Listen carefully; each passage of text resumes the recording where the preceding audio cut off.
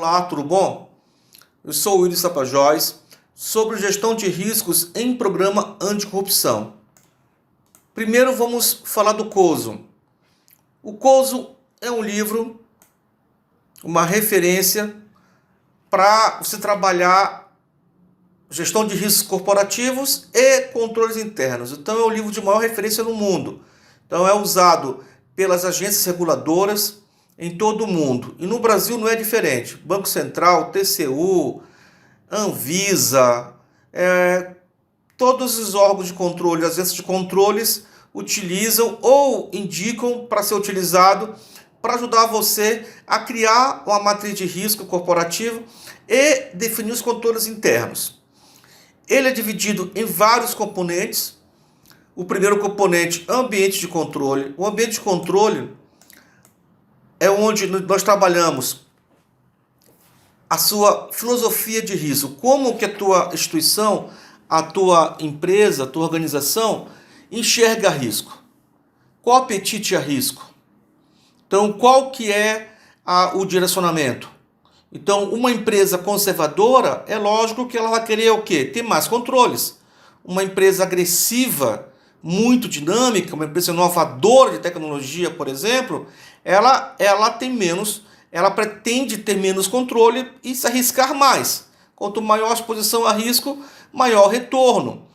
É essa a grande verdade que todo mundo vive. Então, o tom vem de cima. Então, o conselho administrativo que deve dar o tom da cultura organizacional que a empresa deve ter. A Google, alguns anos atrás, quebrou a empresa em vários Googles. Por quê? Para poder ter uma filosofia de risco mais direcionada à natureza do negócio. Tem empresas que têm que se expor mais. Só que eu não posso expor toda a minha empresa. Quebraram e assim conseguiu diluir o risco.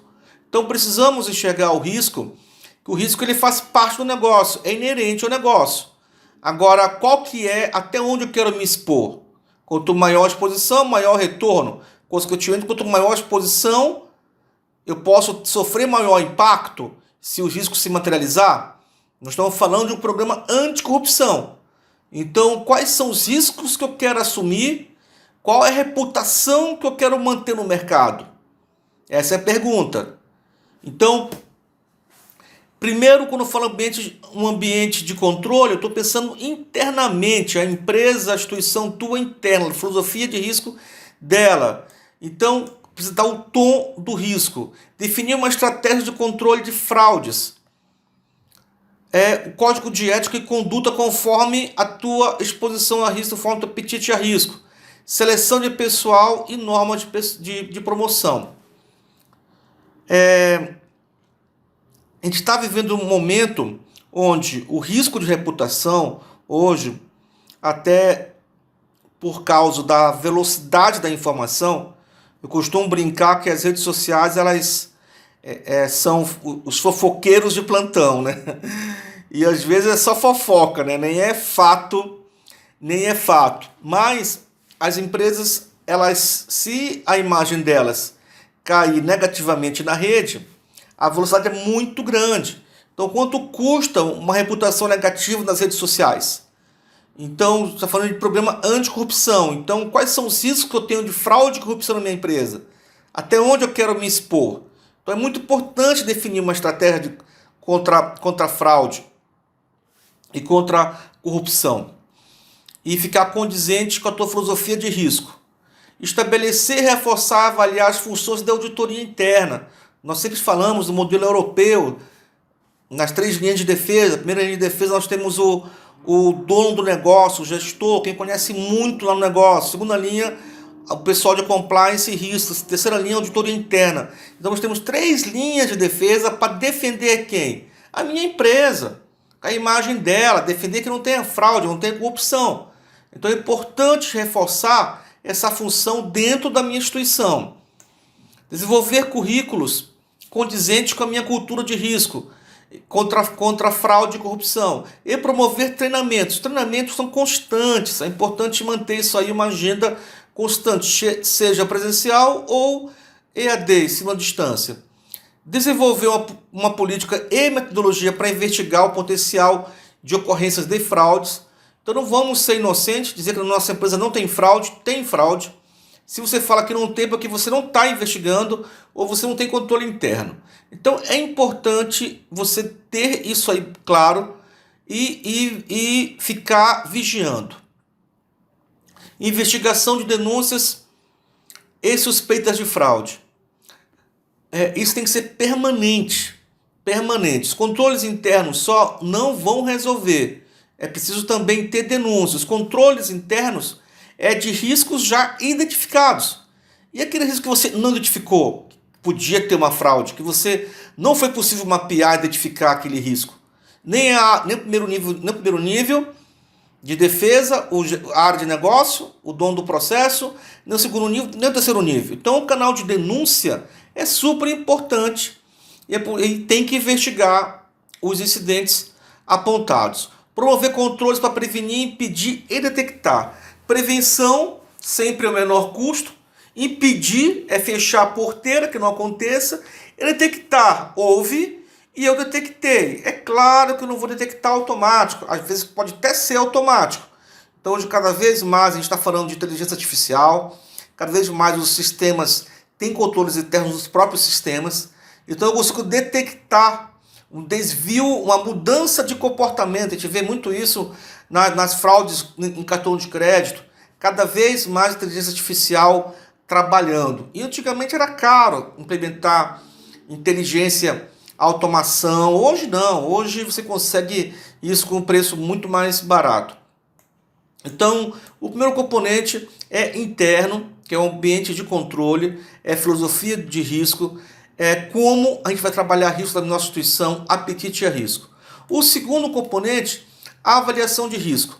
Então, avaliar risco é eu procurar identificar os riscos de fraude que nós temos na nossa organização. Então, vamos identificar, fazer as pessoas preencherem formulário, fazer um inventário. Quantas pessoas são politicamente expostas, também conhecido como PEP. O que é um PEP? É uma pessoa que está mais exposta a riscos específicos devido à função pública essencial. Ou seja, pode ser uma função pública política, um diretor, um presidente de um comitê X na Câmara, por exemplo, jurisdicional ou administrativa, que ela exerce ou exerceu.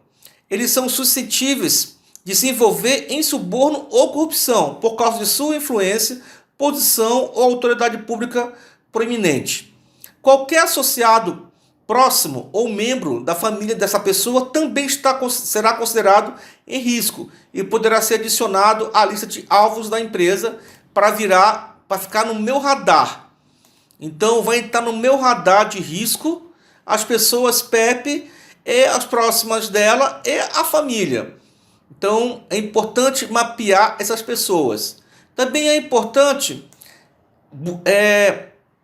fazer com que os funcionários também preenchem um formulário para ajudar a fazer um inventário. Quem tem conflito de interesse, pode ter parentes da empresa. Imagina um parente num contas a pagar, outro parente num contas a receber.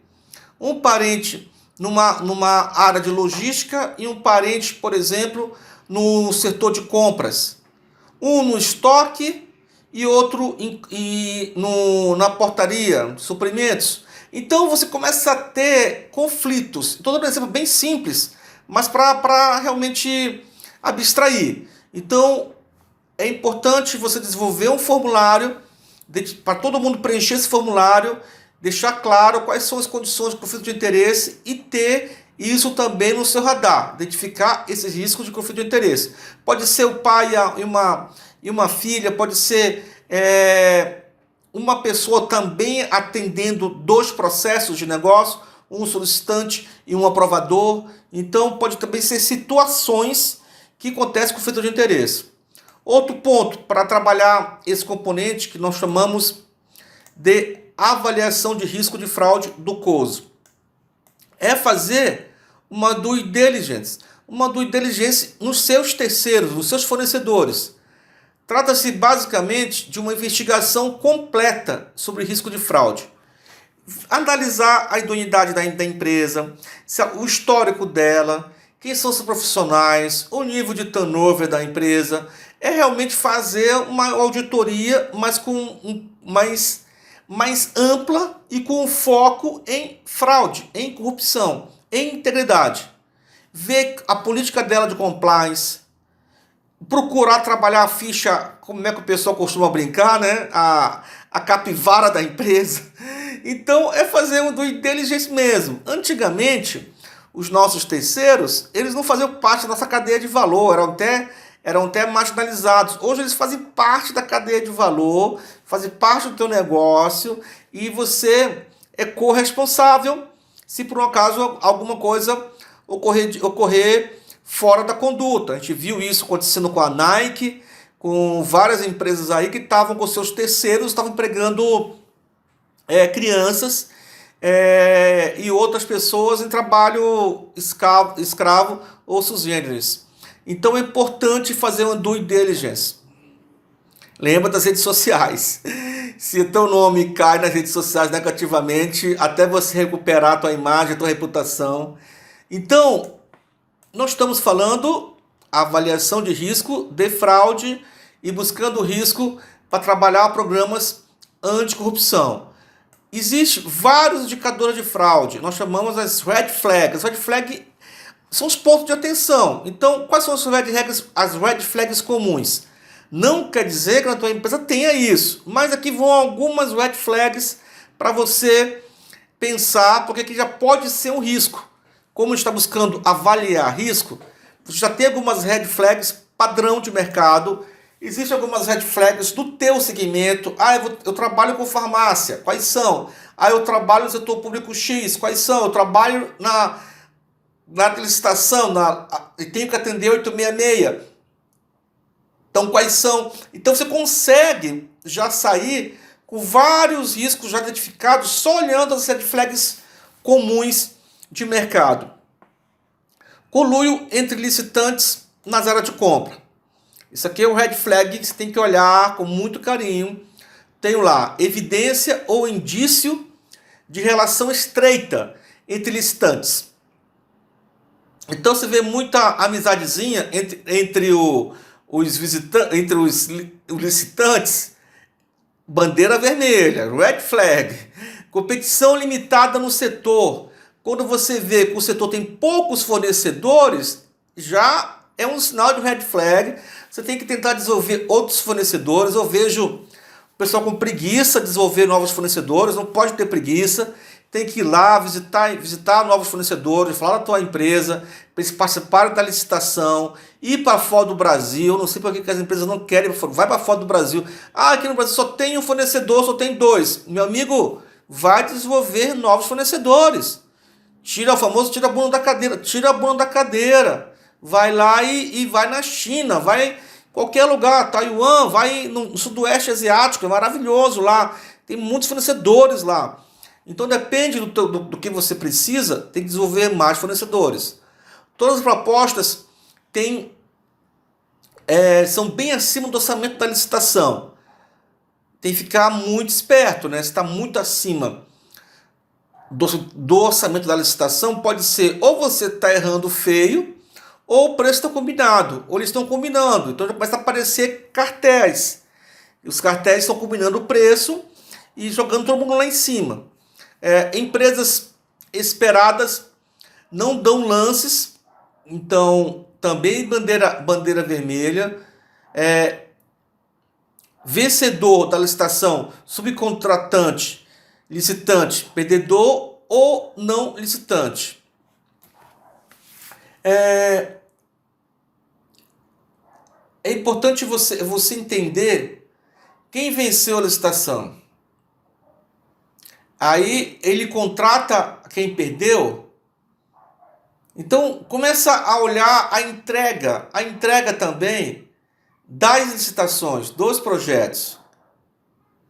Se quem ganhou contrata quem perdeu e vice-versa, bandeira vermelha, ponto de atenção, tem um risco aí.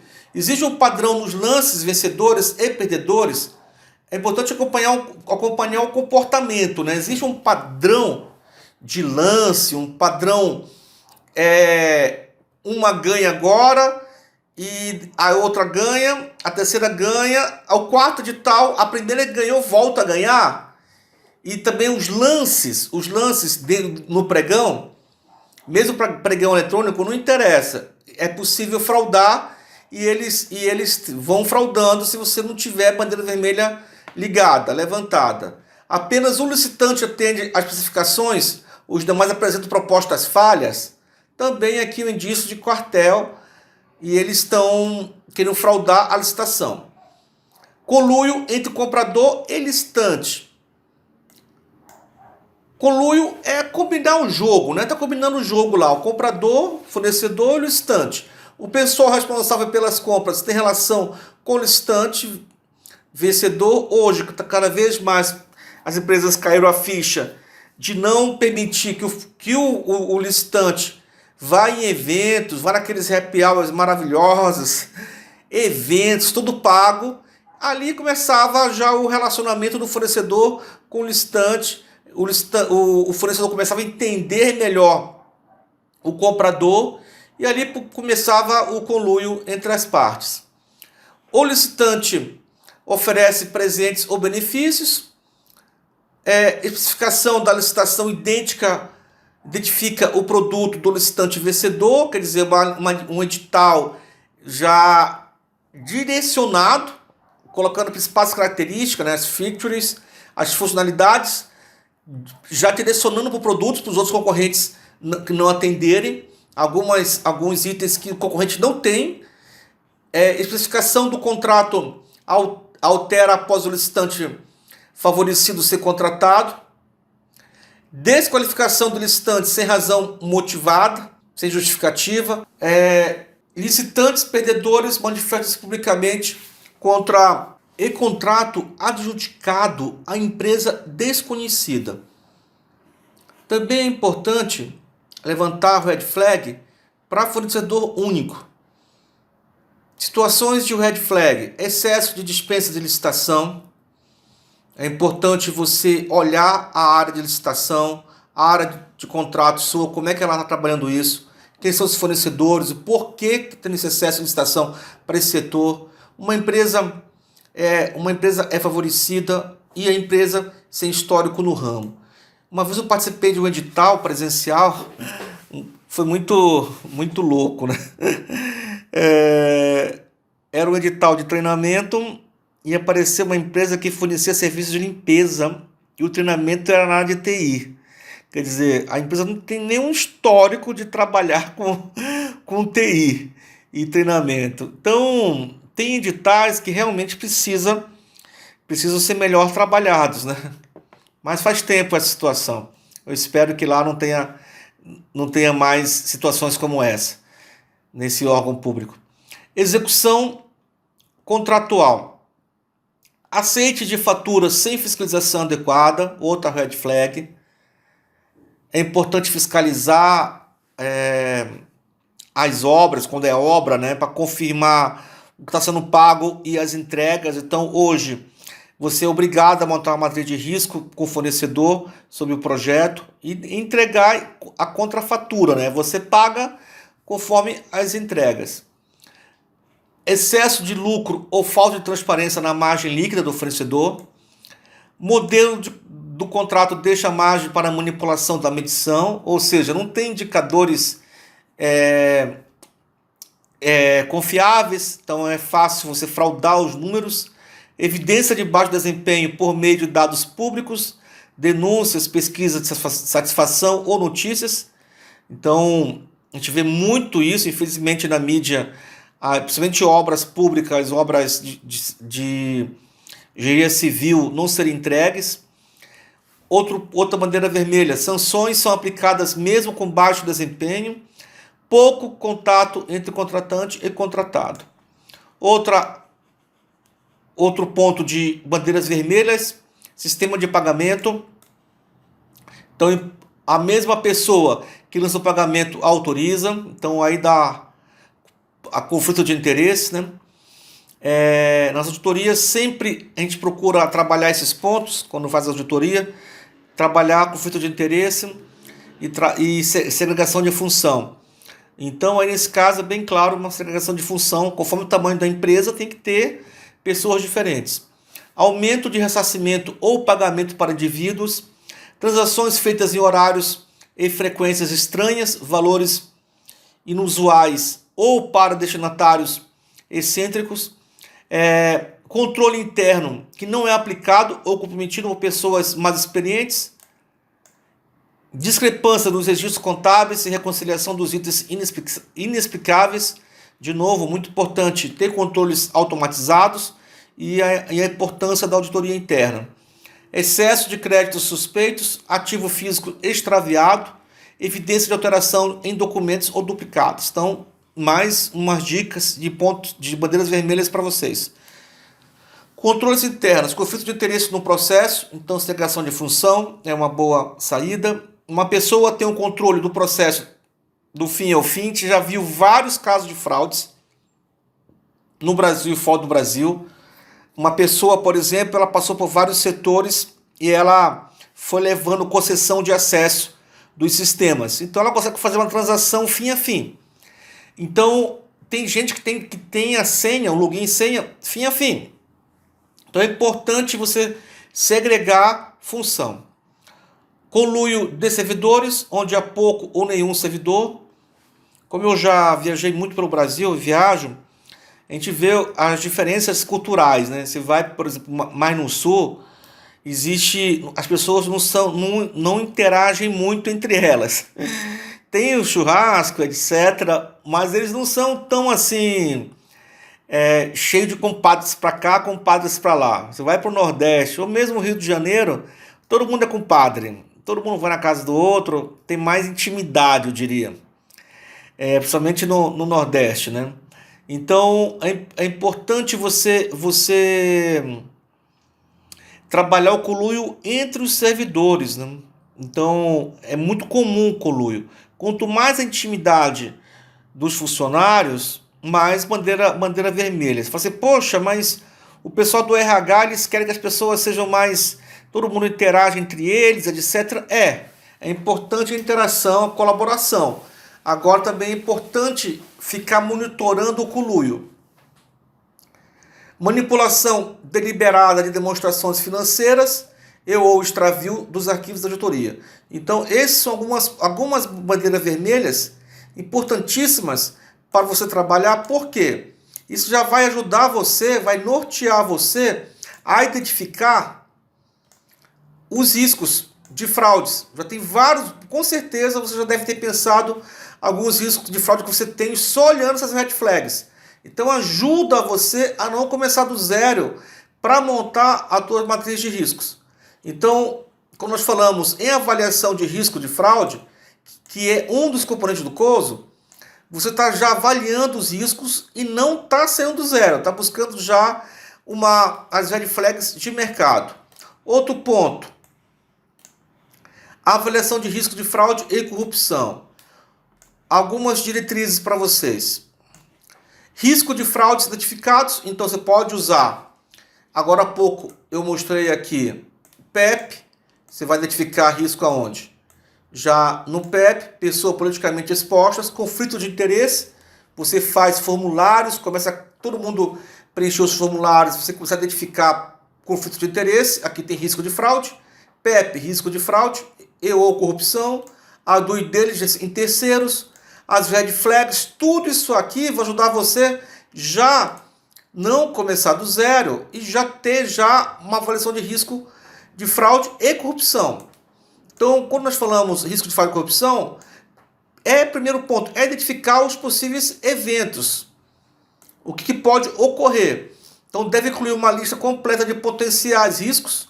Nós já vimos alguns aí, os PEPs, conflito de interesse, e esquemas de fraude que a organização possa sofrer.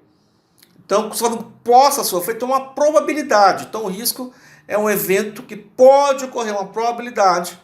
Essa lista será diferente, claro, de cada organização. setor da economia, etc. Probabilidade de ocorrência. Para elaborar o programa de gestão de fraude eficiente, é importante avaliar a probabilidade. Então, qual a probabilidade de ocorrer o conflito de interesse que você mapeou lá em cima com os formulários?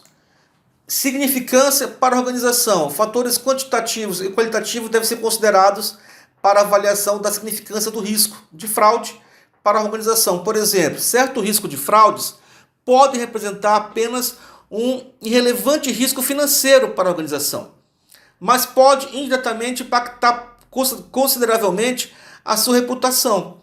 Então, risco financeiramente, a fraude é pequena, mas pode mostrar uma fragilidade dos controles internos da empresa. Consequentemente, a reputação da empresa fica questionada.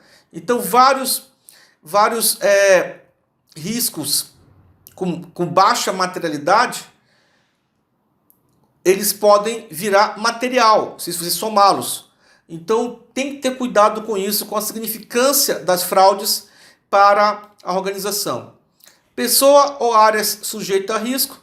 Os riscos de fraudes identificados e avaliados. É importante avaliar quais as pessoas ou áreas, pessoas falando do PEP, procura também levantar o PEP e outras pessoas dentro e fora da organização que estão sujeitas a esses riscos. Esse conhecimento vai ajudar a organização na sua resposta ao risco de fraude, incluindo o estabelecimento apropriado de segregação de funções, rotação de pessoal, hierarquia de aprovação e auditorias contínuas. Controles internos antifraudes vigentes. Mapeamento dos controles pré-existentes aos riscos de fraudes relevantes identificados. Note-se que isso ocorre depois que os riscos de fraudes são identificados e avaliados quanto à probabilidade e significância.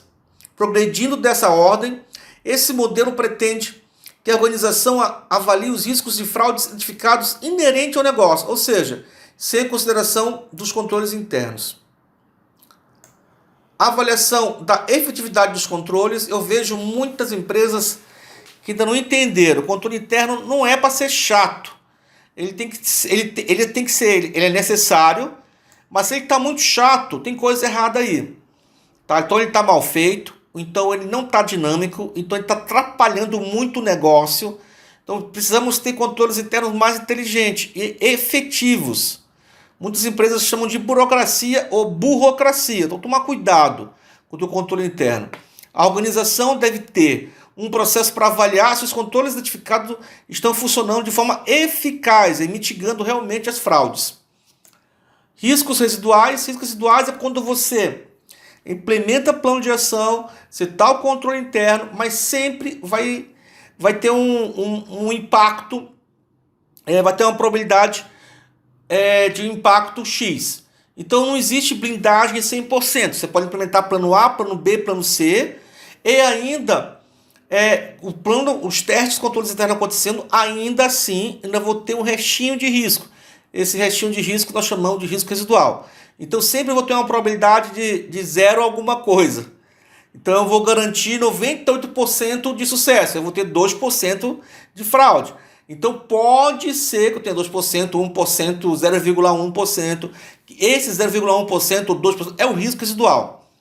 Após o exame da estrutura de controle interno, a conclusão pode ser que certos riscos de fraude não estão sendo mitigados adequadamente por vários fatores, incluindo certos controles previstos não estarem implementados, ou os controles operarem de forma deficiente.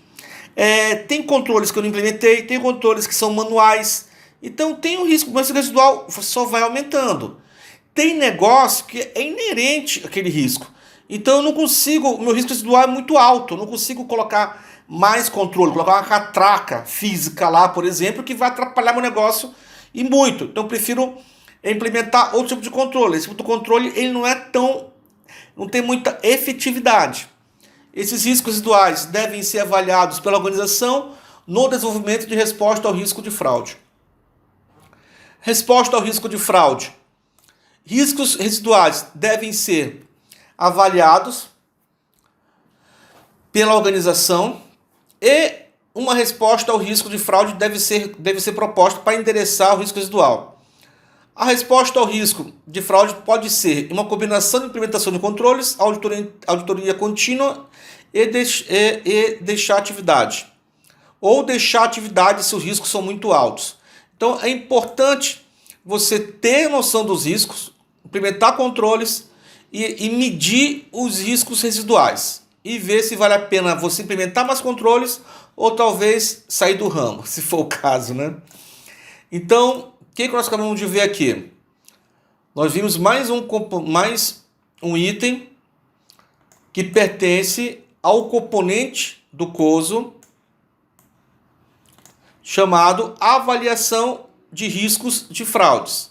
Nós vimos primeiramente o componente ambiente de controle e avaliação de risco de fraude, onde eu identifico os meus riscos.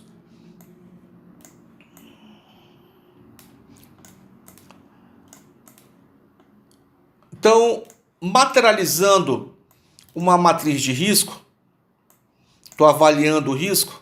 Então, na análise de risco de corrupção, eu posso montar algo parecido com essa tela aqui. Avalia o teu negócio. Então, quais são os riscos de corrupção? Então, é o clima do negócio local. O que é clima de negócio local? Eu trabalho há muito tempo no mundo privado e no mundo público. Então, e no Brasil todo. Eu moro em São Paulo, trabalho em São Paulo, mas eu atendo no Brasil todo. Rio de Janeiro, Fortaleza, Macapá, Porto Alegre. Então a gente tem uma noção do que é o Brasil. E a gente vê muito o clima de negócio local, né? Então, principalmente ambiente de prefeitura. Para você fazer negócio na prefeitura, tem prefeitura que é inviável. Porque você vai, já na entrada eles querem que você pague alguma coisa.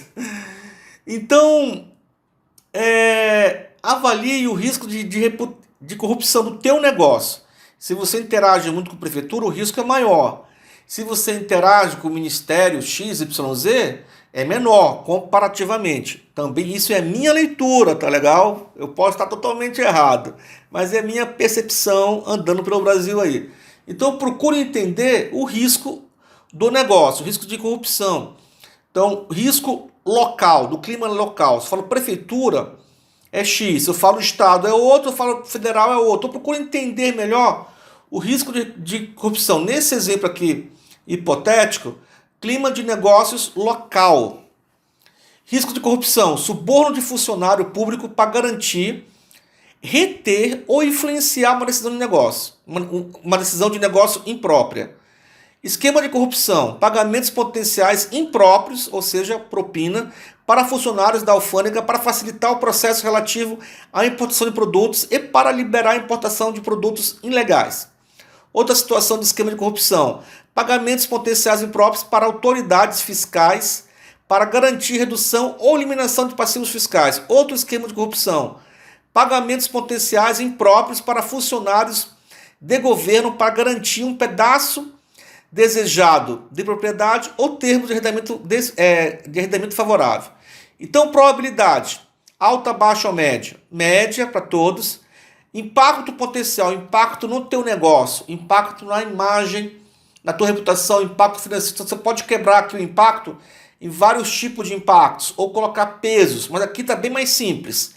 Aqui está alto, alto e alto. Impacto alto se esse risco se materializar. Essa probabilidade média aqui de acontecer se materializar. O risco inerente é alto, é um risco do negócio, é inerente ao negócio, é alto.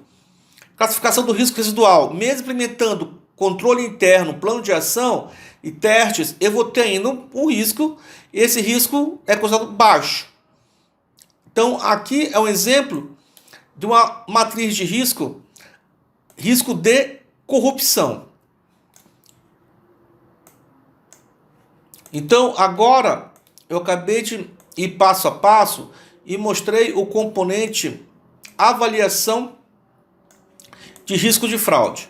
Agora, o outro componente, atividade de controle antifraude.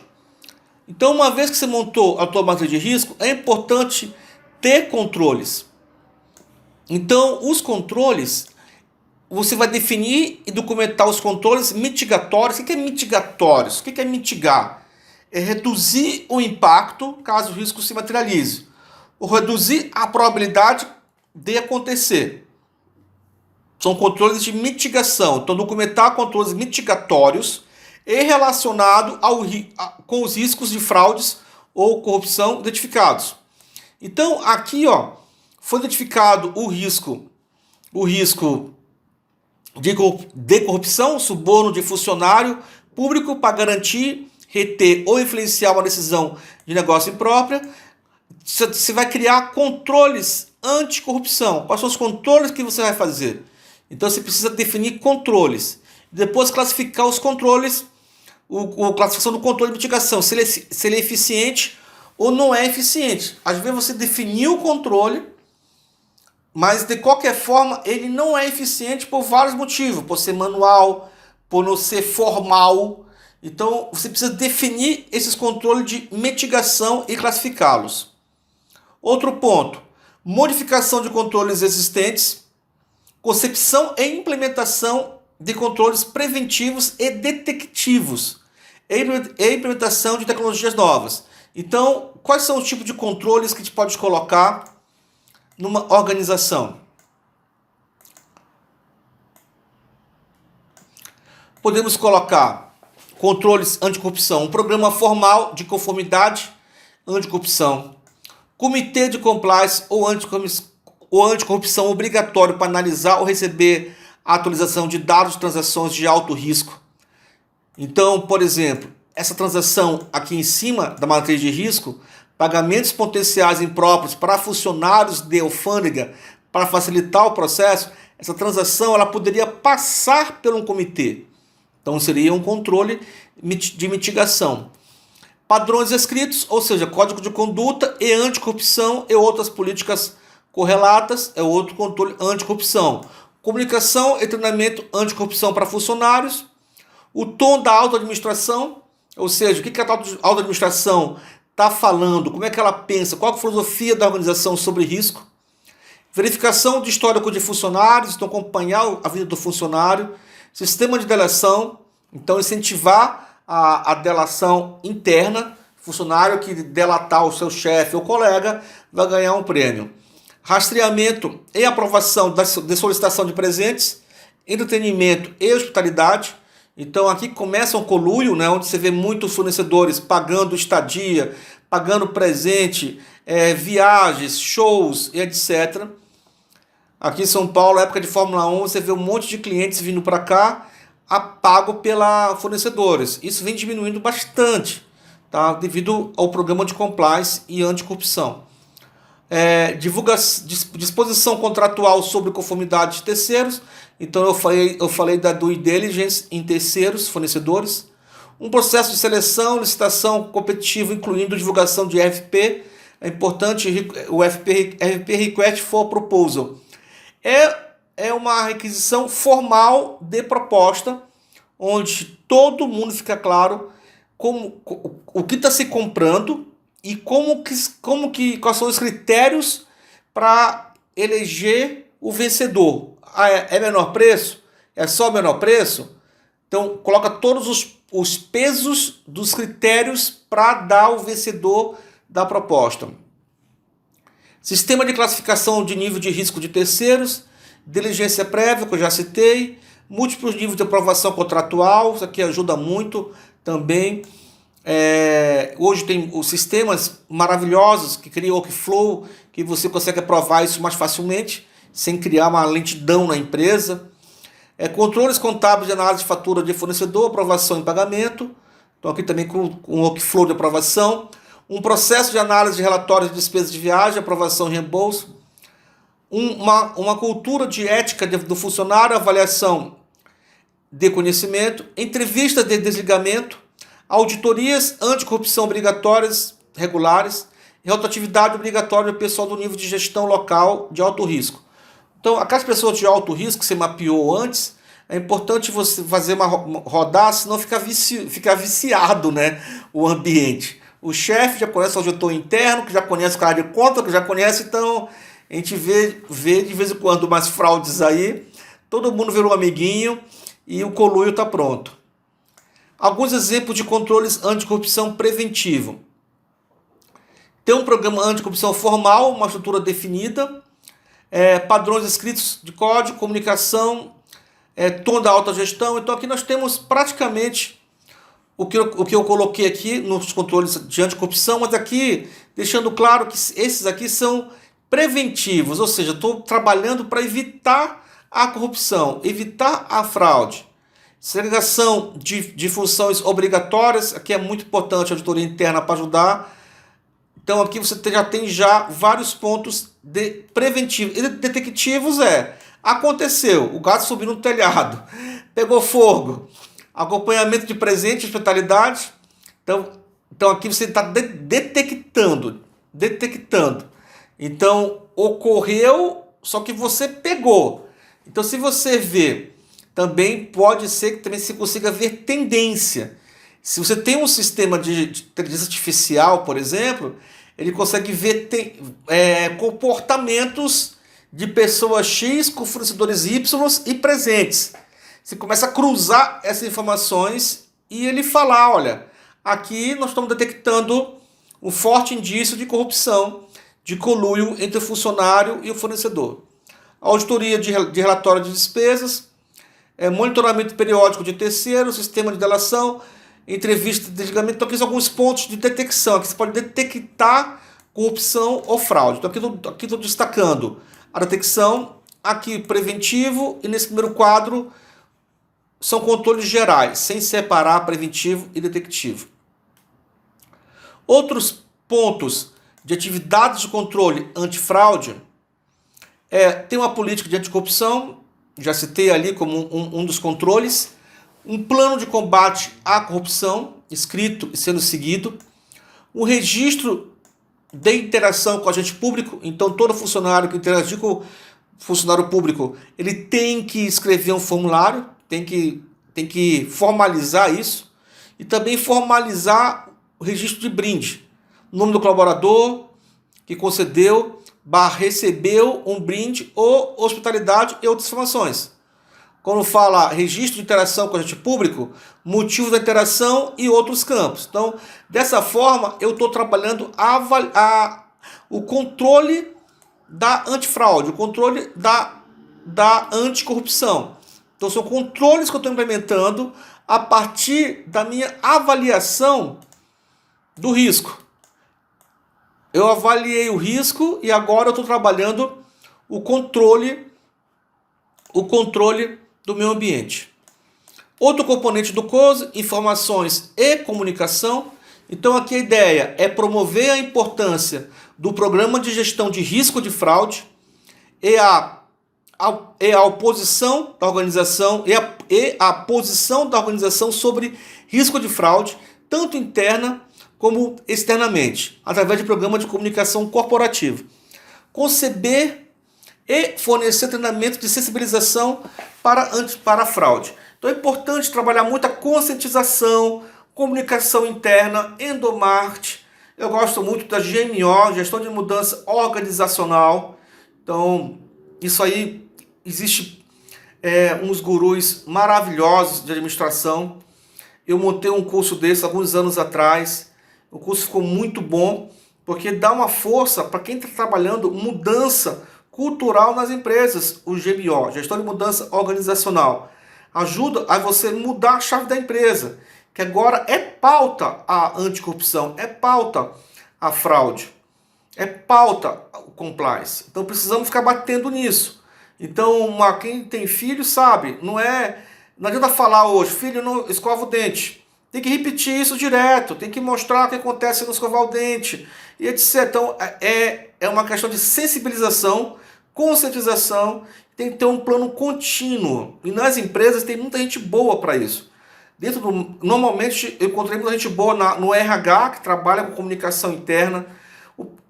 Às vezes tem empresas que tem uma área de assessoria de comunicação, que também trabalha com comunicação interna, não só externa, que ajuda a gente a fazer um bom plano de gestão de mudança organizacional e manter isso vivo. É importante você continuamente avaliar a tua matriz de treinamento anticorrupção, avaliar a qualidade dos teus treinamentos, como é que você está trabalhando esses pontos. Então, uma matriz que nós usamos no mercado que avalia, que mostra a temperatura e a efetividade do treinamento anticorrupção. E o último componente do COSO, atividade de monitoramento. O fornecimento de avaliação periódica dos controles antifraude. Então, periodicamente, você tem que testar os controles. Tem empresas que fazem a cada 3 meses, então depende de cada negócio. Se você trabalha no supermercado, o supermercado é muito mais dinâmico. Então não é a cada 3 meses não, é bem menos. Depende do segmento onde você está. Usar avaliações independentes do programa de gestão de risco de fraude, auditoria interna ou outras fontes. Então se você, a tua empresa é menor, sua instituição é menor, contrata de vez em quando uma auditoria, não precisa ser essas auditorias grandes não. Auditoria pequenas que vão lá e fazem uma auditoria, uma avaliação independente, para ajudar a medir o teu clima sobre fraude e corrupção. Implementação de tecnologia para auxiliar no monitoramento e detecção contínua de atividades. Eu já citei isso, mas volto a enfatizar que automatize. Use inteligência artificial. Hoje existe muitos recursos para isso, tanto para detectar como para prevenir. Use sistemas integrados, diminui a quantidade de sistemas da tua empresa. Não inove tanto na tecnologia, que cada inovação permite mais fraudes. Faça a transformação digital, mas tenha cuidado com as vulnerabilidades que você está trazendo para o teu negócio. Foque em pessoas, foque nos processos para ter níveis de aprovação, segregação de função e foque em tecnologia. Pessoas, processo e tecnologia e produtos. Então foque nisso para você ter sucesso no teu programa de anticorrupção. Então o teu programa de anticorrupção, o ideal é que você use o COSO como referência, que é muito maduro, o framework de melhores práticas para a gestão de risco corporativo, também conhecido como IRM, Enterprise Risk Management em inglês, e controles internos. Então é a maior referência. Então, se você usar o COSO, vai te ajudar a acertar e vai encurtar o teu tempo para você conseguir fazer um bom plano, um bom programa anticorrupção. Obrigado pela atenção e sucesso!